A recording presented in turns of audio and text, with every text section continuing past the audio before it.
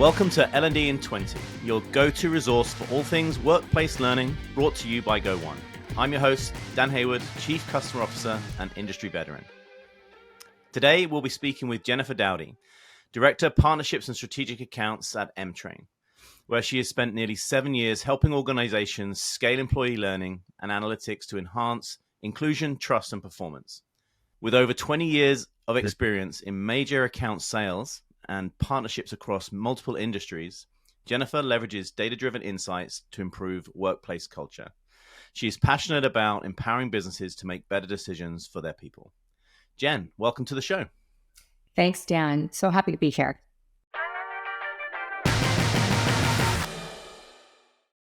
Okay, so the topic of today is compliance training as an opportunity to advance skills, which I just love. So a couple of questions to kind of kick us off. So some employees or many employees within the workplace are only getting upskilling when it comes to compliance training. Can you kind of describe the opportunity that creates and how you think about elevating the employee experience during compliance training? Yeah, I think it's important to start off with what most people think about when they think about compliance training. And it's typically these routine for the business, for the sake of laws and regs, or for the sake of mitigating risky behaviors or poor behaviors in the business and in the communities we serve, such as our clients. And when we think about compliance training, it's this have to do, not get to do, right? And what is in it for the employee or the learner is typically a distraction from their regular productivity day or their lives where they have to sit in these hours-long trainings. They're compulsory. And a lot of what happens in these trainings, as everybody has been through them at different phases of their career, is that you're sitting there and you're really faced with a lot of policy, laws, and or obvious scenarios of what to do and what not to do. And for different people, it can be less obvious depending on where they are in their career. So when I think about an opportunity to advance skills, the way we want to think about compliance training is it's an opportunity to develop skills. Every moment that you engage your employees, and especially in a compulsory fashion where you have to do a mandatory training, is an opportunity to engage the employee or the learner and give them something additive and valuable that not only they can apply in the business, but in their lives. Yeah, I love that. So practically, what are you seeing in terms of some of the content and how are you integrating some of those other skills into that compliance training? Yeah, my founder and CEO, Janine Yancey, says it perfectly. And for those who have pets and for those who don't, you know someone who does, we think of this as the pill and the peanut butter. So when you think about, having to take a medicine, give a medicine, it isn't an ideal situation, but it is for your health or for your animal's health in this metaphor.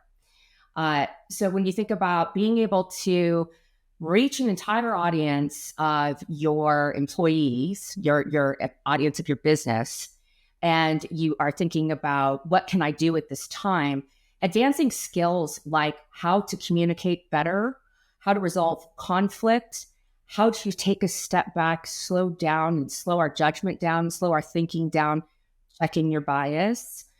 Different elements of the human condition you can tackle as part of a compliance program. Because what compliance is really addressing is not so much laws and regs, those follow behavior. Behavior is what gets us into the position of having to have mandatory programs for compliance. And so when we think about behavior, what an opportunity to address skills development and actually address a condition that we're all experiencing in our lives as well as at work. Okay, that's great. I love that. And so then as we think about kind of now that we've captured some of those passive learners or those compliance learners kind of interest, we've piqued their interest. Any thoughts or experience of the multiple clients that you work with of how they've kind of transitioned some of those learners from kind of doing just the required learning to then moving on to kind of more inspirational, inspired learning? Absolutely. It's how you say it and it's how you tackle it. So I have a 30 plus year sales background, and in sales training, you learn a lot about how marketing engages the audience. You learn a lot about how you're engaging your buyer, your prospective buyer. We learn about personas, and we learn about the motivations of buyers. Your learners are buyers. Your learners are another audience. And if you think about it, like any marketing or really well done advertising, you have to connect with what the learner is interested in. And whatever it is that you're trying to roll out in compliance programs should be no different than what would interest me to purchase something off of social media. You are trying to appeal to a sense of career development, advancement, and most learning programs are coming out of talent and talent development, talent succession strategies. In compliance, oftentimes we find that the stakeholders are going to be legal, risk, employee relations. Often there's a lot of attorneys involved. So when we think about what we can do, it's how you say it and how you engage the learner around a set of skills that will develop them not only for their role within the company that they're performing in, but for their career and in their lives, dare I say. Yeah, that's great. And just to kind of jump onto a little comment you made there, I think one of the really interesting thing about compliance training is those multiple stakeholders. So you just kind of mentioned there's going to be probably the legal team, compliance, HR, may be involved. L&D might not be the primary buyer. So could you just talk to me a little bit about kind of how you navigate, how to navigate that internal stakeholder kind of discussions and what you've seen work well? I think that what really works and what I've learned, because L&D is a newer part of my career, right? I've been doing this space for 7 years under compliance as a specific part of learning and development. And L&D typically is the platform that the compliance program sits in. And so what I find to be some of the most inspired client scenarios that we see is where corporate communications, internal communications are involved. And we are finding out what other programs employees are spending time on, whether they're company sponsored or there are things that are more grassroots level, where the organization has sponsored employee resource groups, where there's different groups of representation. So when you're finding out how employees are engaging outside of the actual funded program for compliance or even the L&D programs, and you're bringing that perspective that you've gathered out from the field into the L&D's visibility, L&D is wanting to listen. They are wanting to innovate. And often they're just so slammed with what is the typical L&D program. So being able to be creative and bring back that perspective from the field. Also, the companies that we see working really effectively on programs that are engaging employees around skills are not limiting it just to an L&D funded initiative where you see, an annual compliance program, you see other skills development and other learning programs, leadership development, even new employee onboarding programs.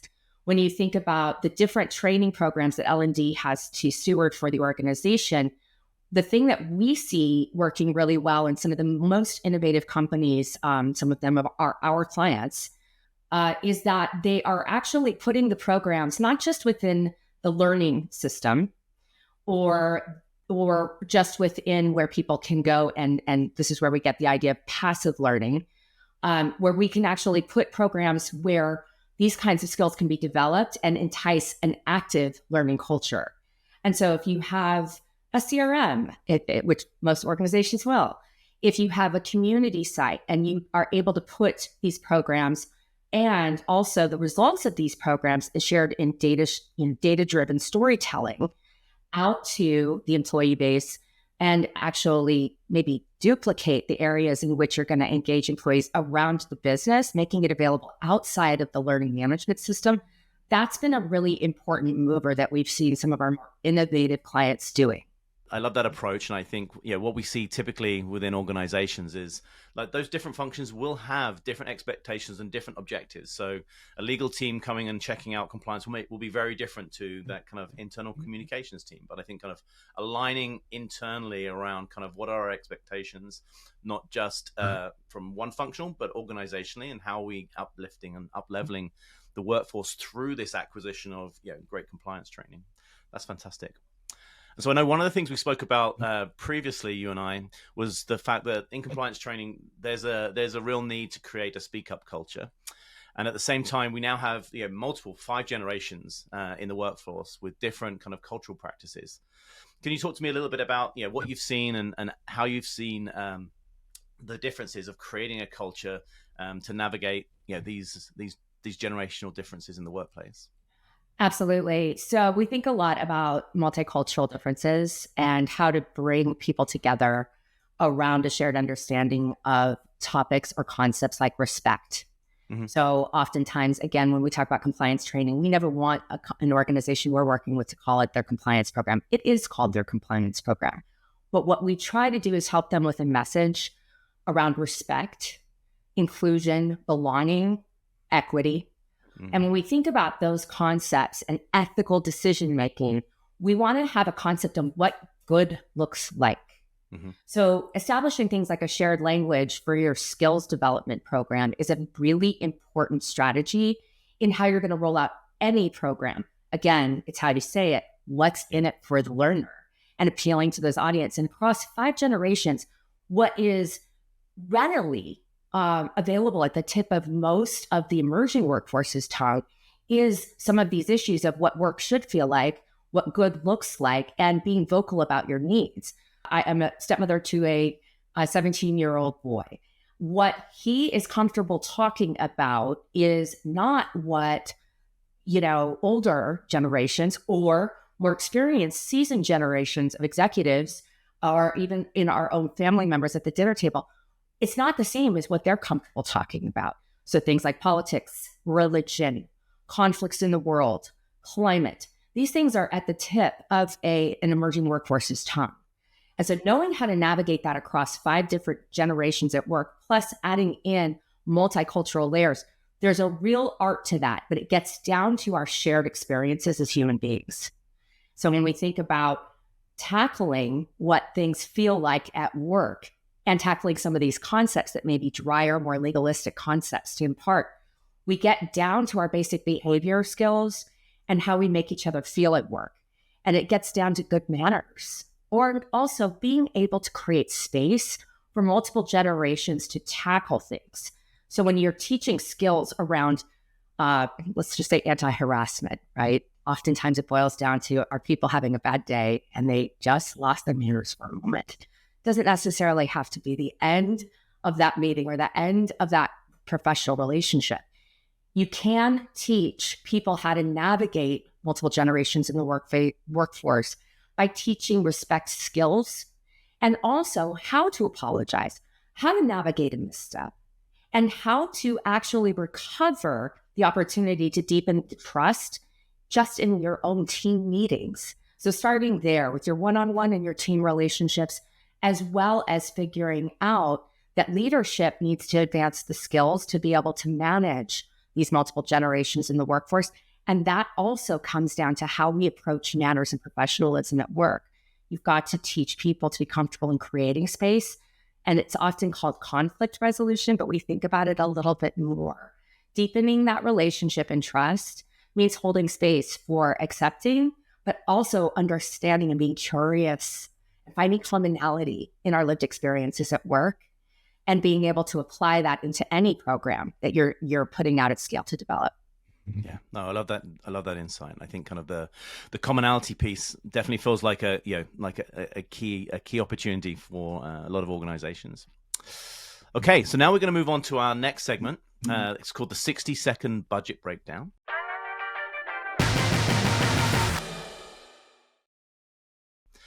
So from an L&D perspective, or from a perspective of you supporting your many clients, kind of what would you say the most important 3 things that you'd advocate that they spend their money on right now?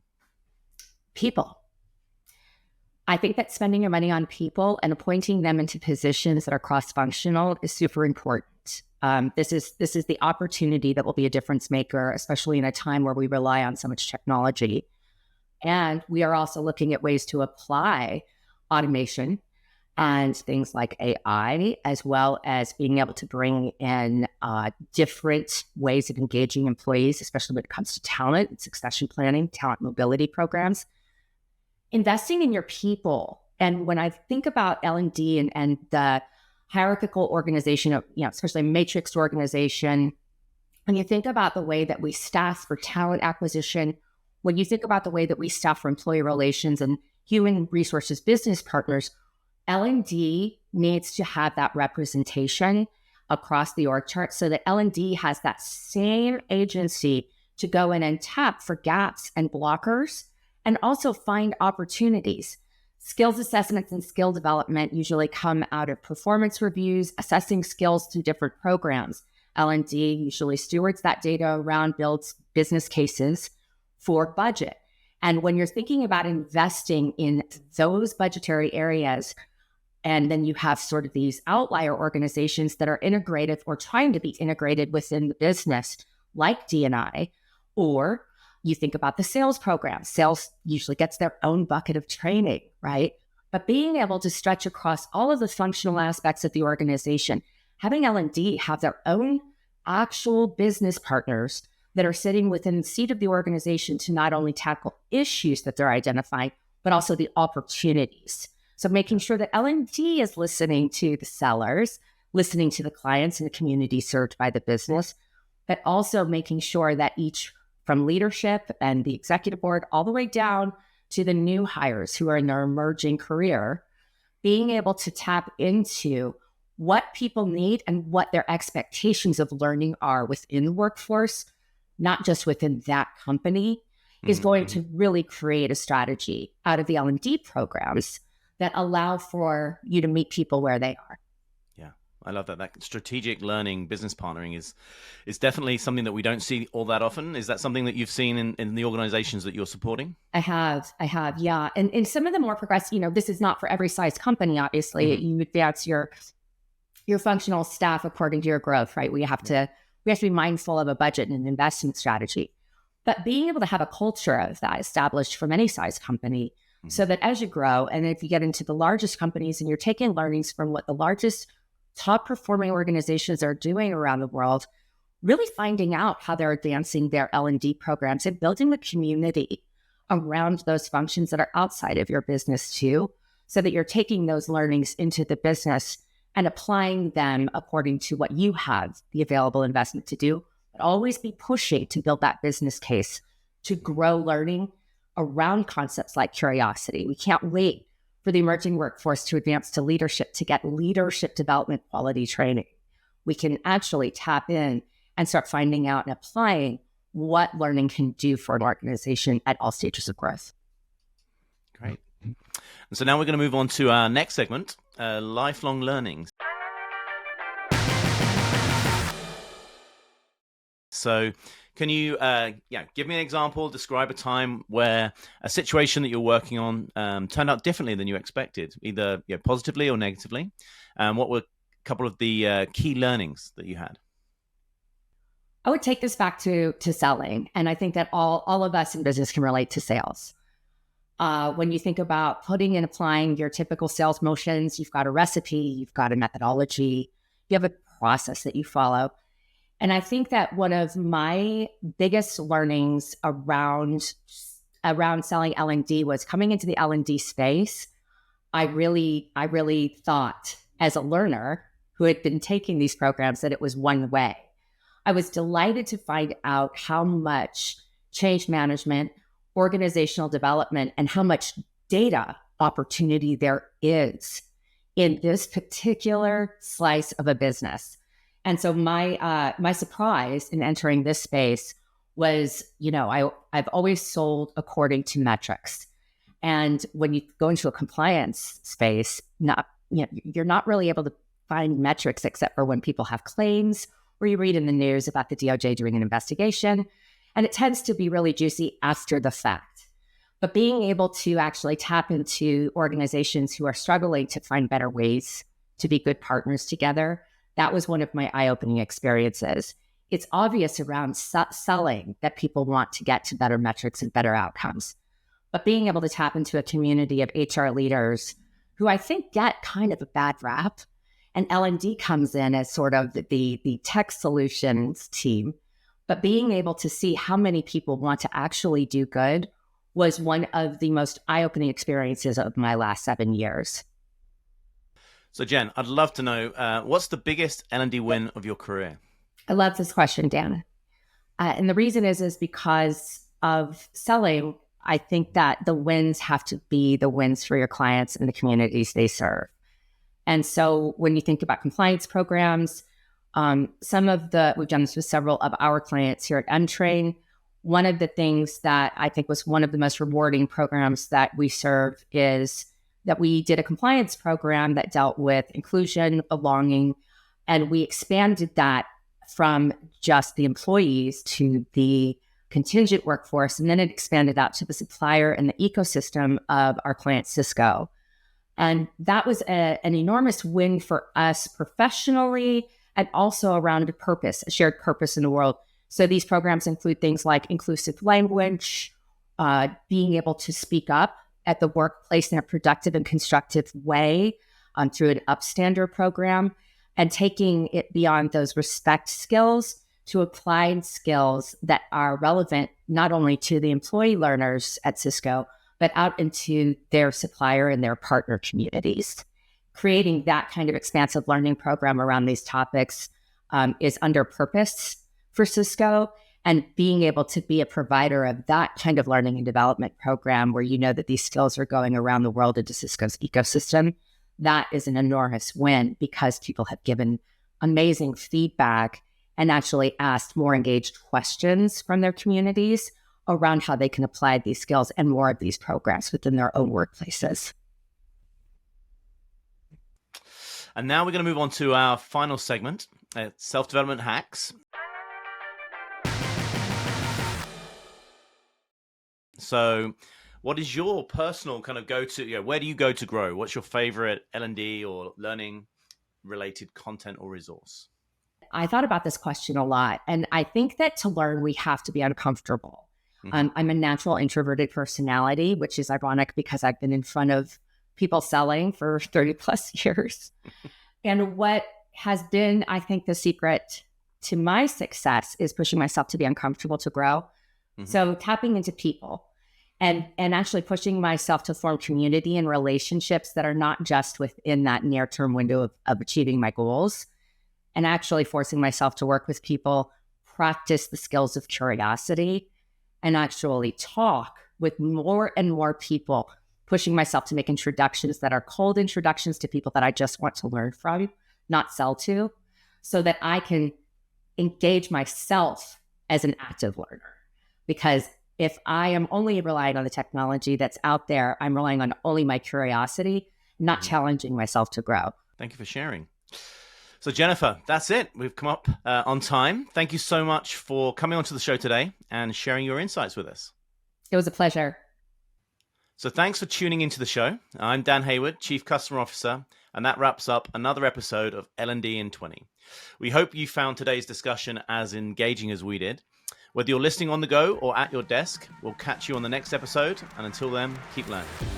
This show is brought to you by Go1, the most diverse learning content aggregator.